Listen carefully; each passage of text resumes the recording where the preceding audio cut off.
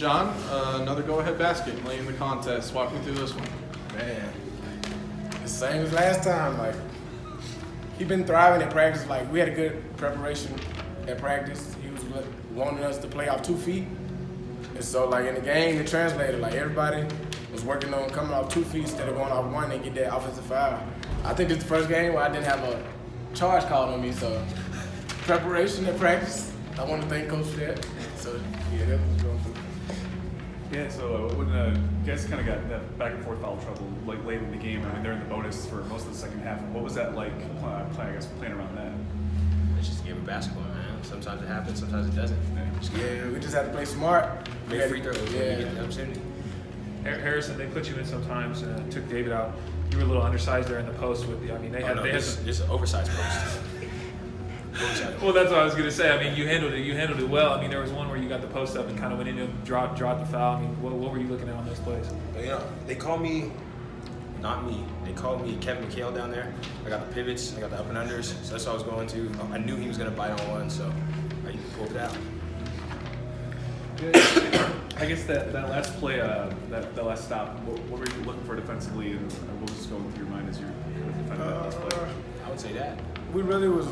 We knew like anything was gonna be with number 3 or number 2 getting the ball. So we went to 1 through 5, switch everything. Yeah. So every screen, every ball, we just switched. And he shot a one-legged shot. When he shot that, I was already celebrating. I knew he wasn't gonna make that. A one-legged shot for game? Nah. You guys, another close one after last week. I mean, we talked about the road trip a little bit last time, but I mean, really, how much did that prepare you for games like this to pull these kinds of games out? Those are the funnest kind of games. Those are the ones just everyone's into it, the bench is into it. Winning by 10, it's cool, but like, it kind of gets boring at the end of the game. Yeah, if you're up by 10, fans get to kind of. They start getting. They're not rowdy when you up by so much. So when you play close game, the fans they give us momentum and they keep us going. Even when we tired, we hear all the fans cheering. They keep us going. They lift us up. Here's the double for you today. What were you looking for on the glass, that kind of stuff? I just go out there and get the ball. And it happened, I got a double. I had no idea. He just told me right before the start. Yeah, I just told him. I noticed it in the game. I was like, Harry got a double. Just go out there and go get the ball.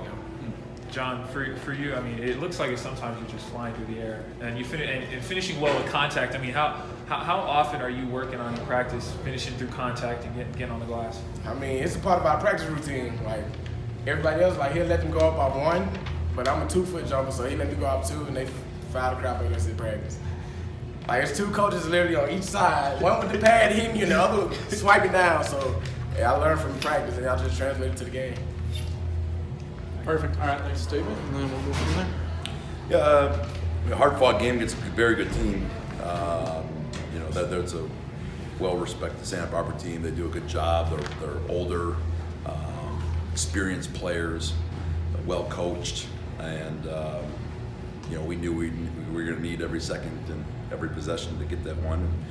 And, a lot was really proud of the guys the way they defended second half. Obviously, we fouled too much, but to give up 8 field goals for the half was pretty good, and we kept them off the line for the game, which was important for us, was to limit their threes. So we did that, and we've been playing much better offensively than we have recently. We had an 8-point lead with about 8 minutes left in the second half, and they kind of fought their way back into it. What did you see what they were doing to kind of call their way back? Yeah, we fouled on 3 or 4 straight possessions. We get, the lead was going to 10 on Harrison's, kind of swim move on the free throw, and that's a 4-point swing. You take that 2 off the board, and now it's a 6-point game the other way.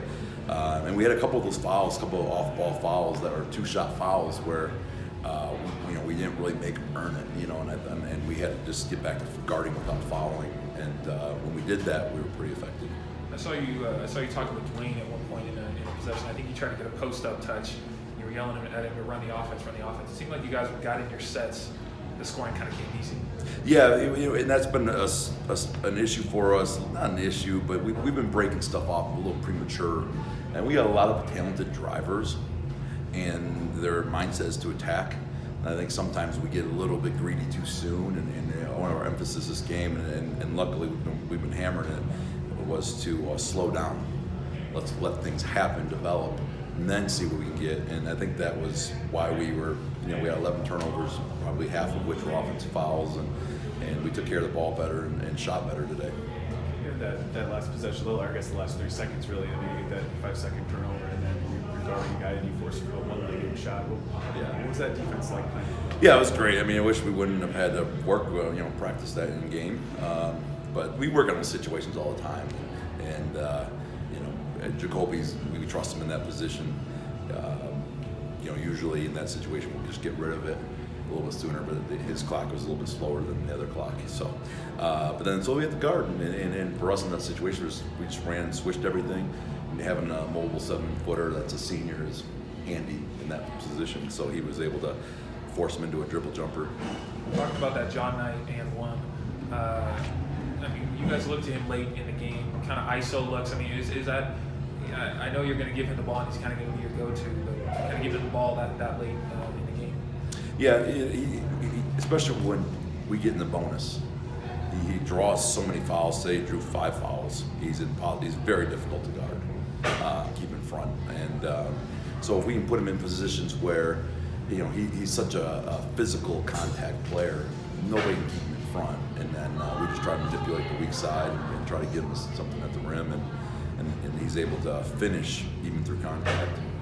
Why do you think John flourishes in these late game moments like he has the last couple of games?